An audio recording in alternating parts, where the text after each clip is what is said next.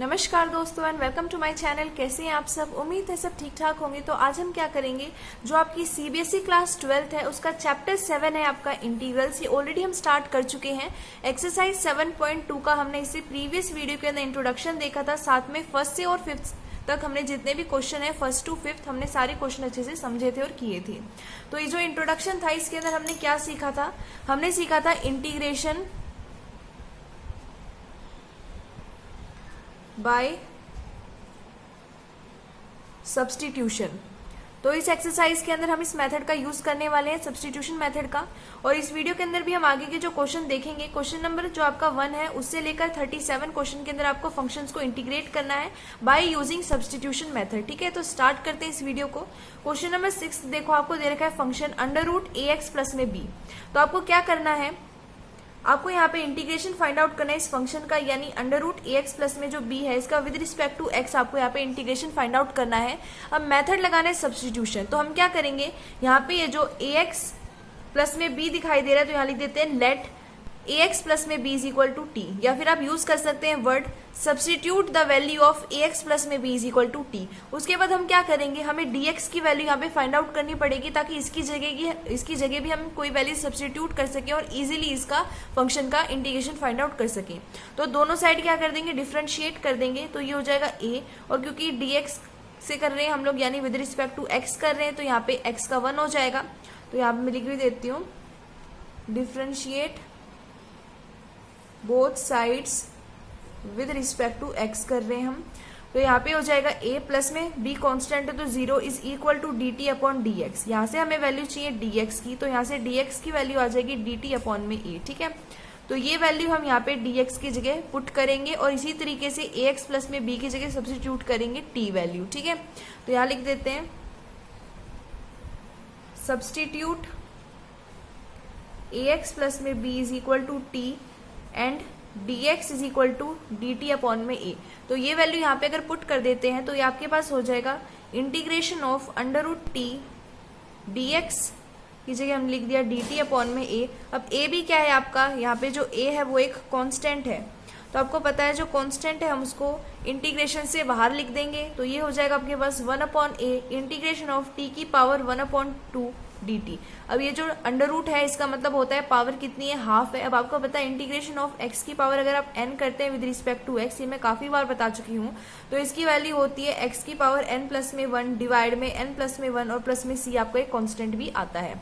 तो इसी तरीके से हम इसको सॉल्व करेंगे। तो ये हो जाएगा 1 अपॉन a, ये हो जाएगा आपके पास t की पावर 1 अपॉन 2 प्लस में 1 डिवाइड में 1 अपॉन 2 प्लस में 1 प्लस में c हमारा क्या आएगा, ब्रैकेट के अंदर आएगा। क्योंकि ये जो c है ये भी हमारे जो कांस्टेंट हमने a बाहर लिया था 1 अपॉन a उससे मल्टीप्लाई होगा। इसको आपको आर्टिब्रेरी कांस्टेंट को यहाँ पे नहीं लिखना है, अगर आप यहाँ लिखोगे तो लास्ट में आपका आंसर गलत आएगा। ठीक है, तो इसको इस तरीके से हम लिख देंगे 1 अपॉन a। तो यहाँ पे वैल्यू हो जाएगी t की पावर 3 अपॉन 2 और नीचे भी 3 अपॉन में 2 प्लस में c।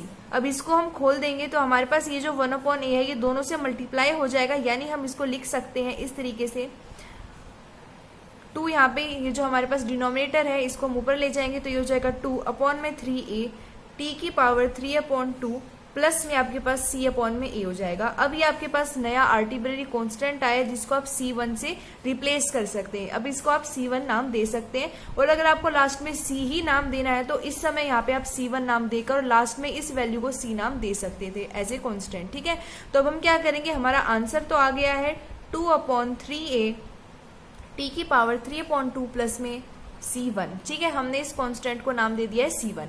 अब आपको पता है कि क्वेश्चन में तो आपसे t की वैल्यू कुछ और पूछी हुई थी, तो हम क्या करेंगे, हमने जैसे सब्स्टिट्यूट किया था ax प्लस में b is equal to t। अब हम क्या करेंगे, फिर से यहाँ लिख देंगे again put t is equal to ax plus में b। अब हम फिर से t की वैल्यू ax प्लस में b लिख देंगे। तब ऐसा करने से हमारे पास आंसर आ जाएगा, यहाँ से मैं लिख देती हूँ इंटीग्रेशन ऑफ ax प्लस में b with respect to x, यानी dx लगा देंगे। ये जो क्वेश्चन में दे रखा था इसका आंसर आपके पास आया है 2 अपॉन 3a। यहाँ पे t की जगह आपको लिखना है ax प्लस में b और इसकी पावर हो जाएगा 3/2 प्लस में C1।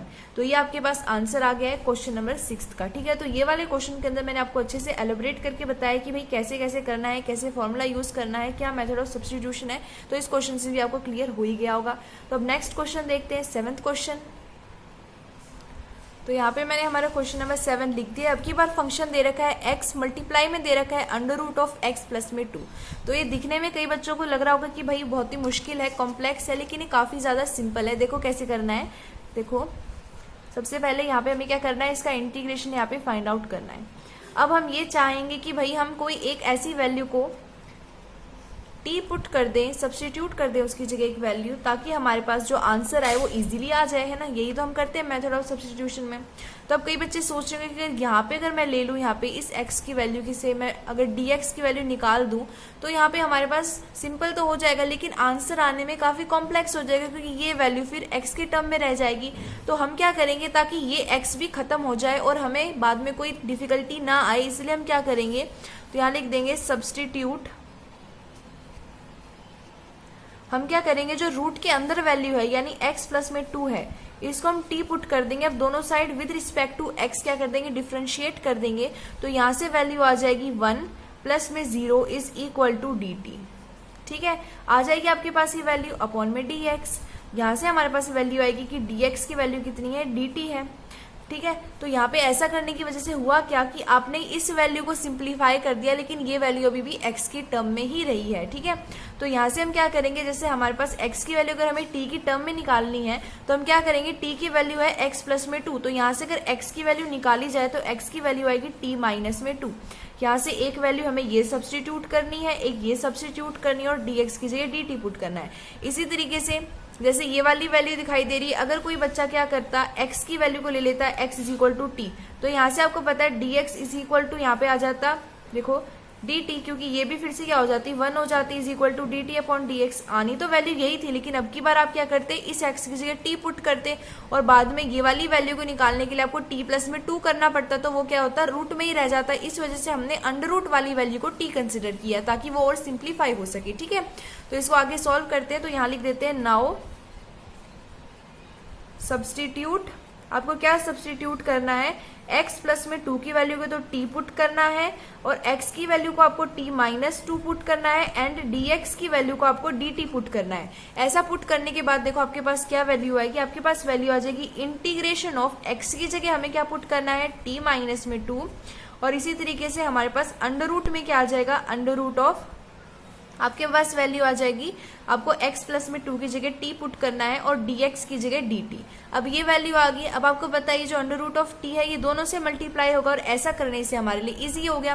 तो ये वैल्यू कैसे लिख सकते हैं हम, देखो इसको हम लिख सकते हैं t into under root of t minus में 2 अंडर रूट ऑफ t, और इस पूरे का dt और इंटीग्रेशन। अब हम क्या करेंगे, इनकी पावर को हम सिंप्लीफाई कर देंगे। तो यहाँ पे t की पावर 1 है, यहाँ पे 1 अपॉन में 2 है, तो दोनों ऐड हो जाएंगे, तो t अपॉन में t की पावर 3 अपॉन में 2 आ जाएगी। माइनस में अब हम क्या करेंगे, सेपरेट कर देंगे। आपको पता है बीच में ऑपरेशन यूज हुआ है, तो हम क्या कर सकते हैं, इस dt को इंटीग्रेशन के साथ सेपरेट कर सकते हैं। तो यहाँ पे dt लगा देंगे, माइनस में 2 हमारा कॉन्स्टेंट है, इसको बाहर लिख देंगे, इंटीग्रेशन ऑफ t की पावर 1 अपॉन 2 dt, ये वैल्यू आ जाएगी हमारे पास। अब इसको कर देते हैं सॉल्व।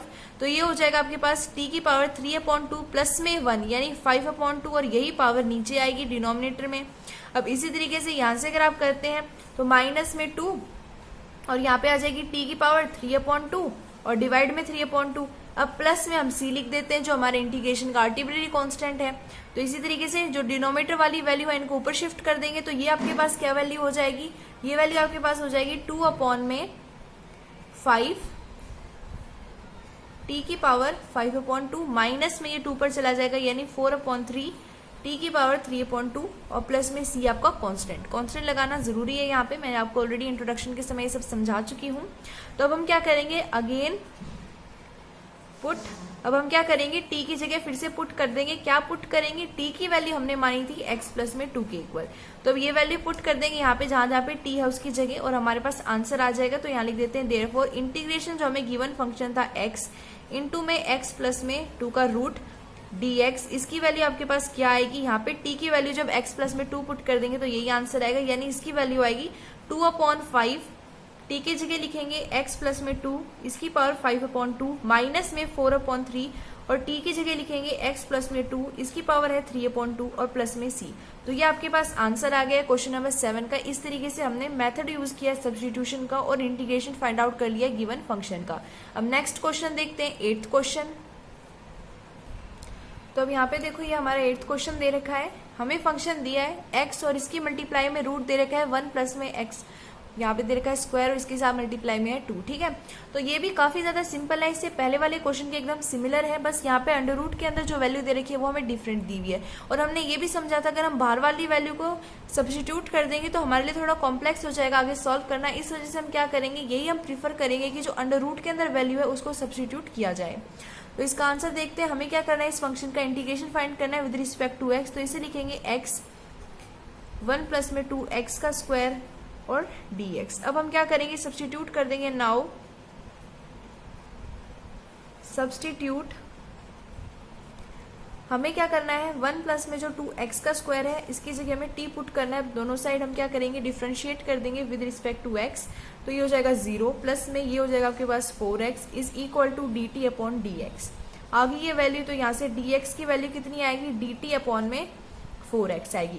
अब की बार यहाँ पे हमें t की वैल्यू, जैसे हमने क्या किया था, हमने t की वैल्यू की मदद से हमने x की वैल्यू निकाली थी। हमने x की वैल्यू को दूसरी तरफ शिफ्ट करके इस तरीके से वैल्यू निकाल ली थी x की, जो ये x एक्स्ट्रा रह गया था। लेकिन यहाँ पे x की वैल्यू निकालने की जरूरत नहीं है, क्योंकि जब आप dx की जगह dt अपॉन में 4x पुट करोगे तो ये वाला x और ये वाला x आपस में कैंसिल हो जाएंगे।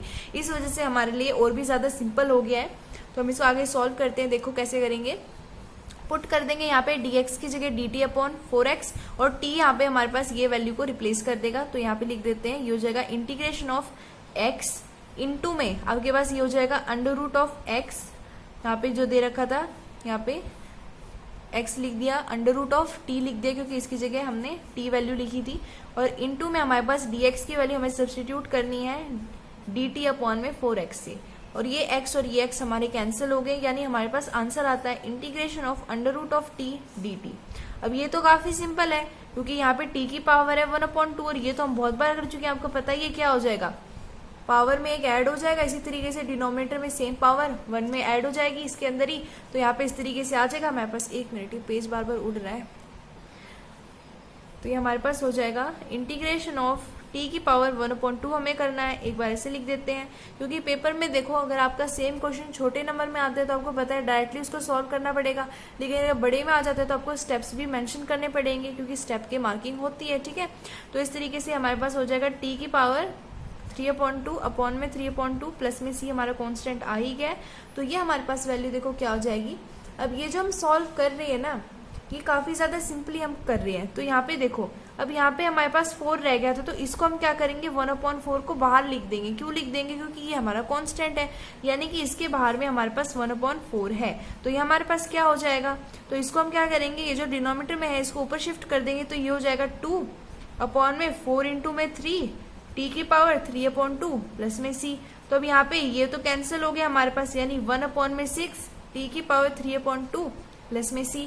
ये आपका आंसर आ गया है। अब हम क्या करेंगे, अगेन पुट कर देंगे, अगेन पुट। अब हम क्या करेंगे, t की जगह हमने जो माना था उसको वापस से यहाँ पे पुट कर देंगे, 1 प्लस में 2 और इसकी पावर स्क्वायर दे रखी है। अब ये वैल्यू फिर से हम यहाँ पे t की जगह पुट कर देंगे, तो हमारे पास इंटीग्रेशन ऑफ x इंटू में अंडर रूट ऑफ 1 प्लस में 2x का स्क्वायर जो है इसकी वैल्यू कितनी आएगी, हमारे पास वैल्यू आएगी 1/6 और t की जगह हम लिखेंगे 1 प्लस में 2x का स्क्वायर इसकी पावर 3/2 प्लस में c। तो यहाँ पे ये आपका आंसर आ गया, इंटीग्रेशन आ गया गिवन फंक्शन को जो क्वेश्चन नंबर 8 के अंदर आपको प्रोवाइडेड था। ठीक है, अब हम करेंगे हमारा नेक्स्ट क्वेश्चन। अब क्वेश्चन नंबर 9 देखो हमें क्या दे रखा है। क्वेश्चन नंबर 9 में हमें दिया हुआ है, यहाँ पे हमें फंक्शन दे रखा है 4x प्लस में 2 और इसकी मल्टीप्लाई करवा रखा है हमें x कर प्लस में x प्लस में 1 के साथ। तो ये भी काफी सिंपल है। ठीक है, अब इसके अंदर हम क्या करेंगे, देखो इसको सॉल्व करने से पहले हम क्या करेंगे, ये जो वैल्यू दिखाई दे रही है ना, इसके अंदर से हम 2 को ले लेंगे कॉमन। तो इसको 2 को कॉमन ले लेंगे हम, तो हम इसको ऐसे लिख देते हैं, 2 हमने कॉमन ले लिया तो ये हमारे पास हो जाएगा 2x प्लस में 1 और इसके मल्टीप्लाई हो रही है हमारे पास एक्स स्क्वायर प्लस में एक्स प्लस में 1 के साथ। इस पूरे का हमें इंटीग्रेशन चाहिए विद रिस्पेक्ट टू एक्स। अब यहाँ से हमें dx की वैल्यू चाहिए और हम क्या करेंगे, ये जो हमें वैल्यू दिखाई दे रही है अंडर रूट के, ठीक है, अंदर हम क्या करेंगे, इसको सब्सटीट्यूट कर देंगे, इसको रिप्लेस कर देंगे t से, और यहाँ से हम dx की वैल्यू को भी निकाल लेंगे। तो यहाँ पे हम लिख देते हैं लेट एक्स स्क्वायर प्लस में एक्स प्लस में 1, इसकी वैल्यू को हम कंसिडर कर लेंगे t के इक्वल। अब दोनों साइड हम विद रिस्पेक्ट टू x अगर डेरिवेट कर देते हैं तो यहाँ पे वैल्यू आ जाएगी 2x प्लस में 1, इसकी वैल्यू आएगी dt अपॉन में dx के, यानी dx की वैल्यू यहाँ से आती है dt अपॉन में 2x प्लस में 1। अब देखो यहाँ पे मैंने आपको बताया था कि हम 2 कॉमन ले लेंगे। ऐसा करने से हुआ क्या कि यहाँ पे जो dx की वैल्यू आएगी dt अपॉन 2x प्लस में 1, तो ये 2x प्लस में 1 और ये 2x प्लस में 1 आपस में कैंसिल हो जाएंगे। इस वजह से x वाली जो टर्म है यहाँ पे एलिमिनेट हो जाएगी, रिमूव हो जाएगी। तो हम इसको यहाँ लिख देते हैं। तो यहाँ पे जो 2 है ये हमारा क्या है, कांस्टेंट है, तो इसको इंटीग्रेशन से बाहर लिख देंगे। 2 हमने बाहर लिख दिया, ये वैल्यू हमारे पास ऐसे ही रहेगी। इसकी जगह हमने t पुट किया था तो अंडर रूट ऑफ t हो गया, और dx की जगह हमने क्या पुट करना है, dt अपॉन में 2x प्लस में 1। अब ये आपस में कैंसिल हो गए हैं, तो हमारे पास वैल्यू कितनी आ जाएगी, 2 तो ऑलरेडी है ही हमारे पास, और इसकी वैल्यू को अगर हम करते हैं तो हमारे पास देखो कितनी वैल्यू आ जाएगी, t की पावर 3/2। अब ये 3/2 वापस आ जाएगा, यानी 2 इंटू में 2 अपॉन में 3 प्लस में c, तो ये आपके पास वैल्यू आ गई। अब हम क्या करेंगे, ये जो वापस में हमारे पास t वैल्यू थी इसको यहाँ पे सब्सटीट्यूट कर देंगे। तो यहाँ कर देते हैं अगेन, तो ये हमारे पास क्या हो जाएगा 4/3। t की जगह हमने क्या वैल्यू पुट की थी, ये की थी, तो ये हो जाएगा एक्स स्क्वायर प्लस में एक्स प्लस में 1, और इसकी हमारे पास पावर है 3/2 प्लस में c। तो ये भी काफी ईजी था, ठीक है। आई होप ये आपको समझ में आ रहा होगा। तो यहाँ पे इसको मैं एक बार फिर से एक्सप्लेन कर देती हूँ, किसी को कोई भी डाउट हो तो। हमने क्या किया, सबसे पहले ये जो वैल्यू थी हमें दे रखी थी, इसके अंदर हमने 2 को कॉमन लिया तो हमारे पास 2x प्लस में 1 आ गया। फिर इस वैल्यू को हमने t से रिप्लेस कर दिया, यानी कि इसकी जगह हमने सब्सटीट्यूट किया है t को। उसके बाद हमने क्या किया, t को सब्सटीट्यूट करने के बाद हमें इस dx की वैल्यू चाहिए थी, क्योंकि अगर आप t कर दोगे तो आप dx के रिस्पेक्ट में इसको इंटीग्रेट नहीं करना चाहोगे, आप चाहोगे कि हम इसको t के रिस्पेक्ट में इंटीग्रेट करें। इस वजह से हमने इसको t कंसिडर करने के बाद इस dx को dt की वैल्यू में हमने चेंज करने के लिए हमने इस वैल्यू के अंदर दोनों साइड डिफरेंशिएट कर दिया है, और हमने यहाँ से जो dx है इसकी वैल्यू पता करी है कि dt अपॉन में 2x प्लस में 1 है। फिर हमने dx की जगह ये वैल्यू सब्सटीट्यूट कर दी और इसकी वैल्यू हमने यहाँ पे t पुट कर दी। तो यहाँ पे हमारे पास हो गया अंडर रूट ऑफ t, और ये वैल्यू में से हमने जो 2 हमारे पास था हमने इंटीग्रेशन से बाहर लिख दिया। फिर ये 2x प्लस में 1 और ये वाला 2x प्लस में 1 आपस में कैंसिल हो गए। अब यहाँ पे अंडर रूट ऑफ जो t दे रखा है, यानी अंडर रूट है, यानी कि t की पावर है 1/2, तो हमने यहाँ पे इंटीग्रेशन करके इस तरीके से इसकी वैल्यू फाइंड आउट कर ली है by method of substitution. I hope ये आपको क्लियर हो गया होगा। अब नेक्स्ट क्वेश्चन देखेंगे नेक्स्ट पेज पे, जो हमारा लास्ट क्वेश्चन होगा इस वीडियो का। बाकी क्वेश्चन हम आगे वाली वीडियोस के अंदर सॉल्व करेंगे। तो क्वेश्चन नंबर जो 10 है वो नेक्स्ट पेज पे अच्छे से समझते हैं। तो अभी हमारा क्वेश्चन नंबर 10 है, जिसमें हमें फंक्शन गिवन है 1/1 माइनस में अंडर रूट ऑफ x। तो ये भी काफी ज्यादा सिंपल है। तो अब हम क्या करेंगे, देखो हमें करना क्या है, सबसे पहले तो उसको हम अच्छे से लिखेंगे हमारे आंसर के अंदर। सबसे पहले आपका यही काम होता है कि आपको इसको इंटीग्रेशन की तरीके से लिखना है, यानी इंटीग्रेशन का सिंबल लगाकर 1/1 minus under root of x, यहाँ पे विद रिस्पेक्ट टू यहाँ पे x करे तो dx लिखना है। इसके बाद हमें क्या करना है, ये जो हमें पास डिनोमिनेटर दे रखा है ना, ये वाला जो दे रखा है डिनोमिनेटर, हम चाहेंगे कि इसको सिंप्लीफाई किया जाए।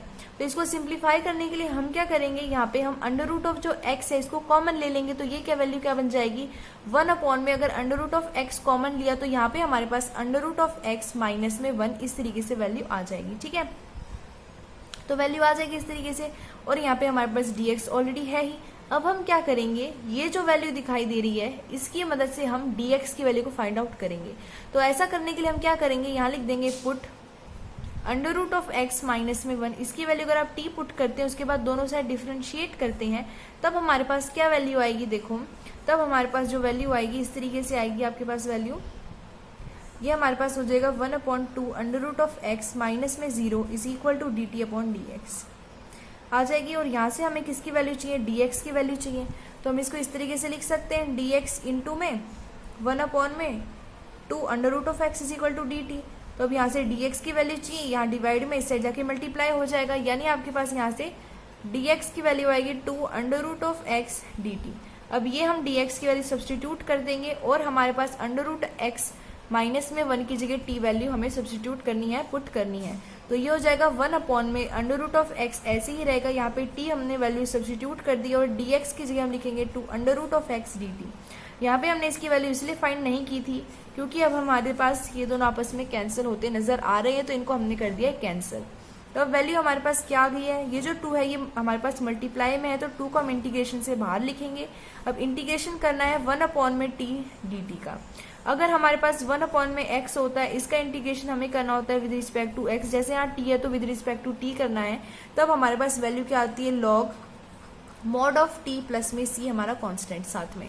तो अब हम क्या करेंगे, ये यहाँ पे यूज करेंगे फॉर्मूला और यहाँ पे हम लिखेंगे, तो हमारे पास वैल्यू आएगी 2 हमारे पास ऑलरेडी है ही। अब हमारे पास 1 अपॉन में t हमारे पास इंटीग्रेशन हो जाएगा लॉग ऑफ t और प्लस में इस तरीके से हमारे पास कांस्टेंट आ जाएगा। ठीक है, तो हमारे पास कांस्टेंट भी आ गया है और बाद में ये जो 2 इंटू में कांस्टेंट है आप इसको c1 कंसिडर कर सकते हैं। तो ये वैल्यू हो जाएगी 2 log of mod of t plus में c1 हमने नए कांस्टेंट को कंसिडर कर लिया है। अब ये जो t है अगेन इसकी जगह हम पुट करेंगे, अगेन पुट। अब t की जगह क्या पुट किया था हमने पुट किया था under root of x minus में 1। ये फिर से पुट कर देंगे तो हमारे पास आंसर आएगा 2 लॉग, यहाँ पे t की जगह हम लिखेंगे under root of x minus में 1, ये हमारे मॉड में है, प्लस में c1 हमारा कांस्टेंट है इंटीग्रेशन का। तो इस तरीके से जो क्वेश्चन नंबर 10 है इसका इंटीग्रेशन हमने फाइंड कर लिया है by method of substitution. I hope कि आपको ये काफ़ी ज़्यादा अच्छे से समझ में आ गए होंगे, सारे क्वेश्चन कैसे करने हैं, मेथड भी समझ आ गया होगा सब्स्टिट्यूशन का। तो आज की वीडियो में इतना ही, नेक्स्ट वीडियो में हम जल्द मिलेंगे और आगे क्वेश्चन को फटाफट सॉल्व करेंगे और अच्छे से अपना कंसेप्ट क्लियर करेंगे। Thank you.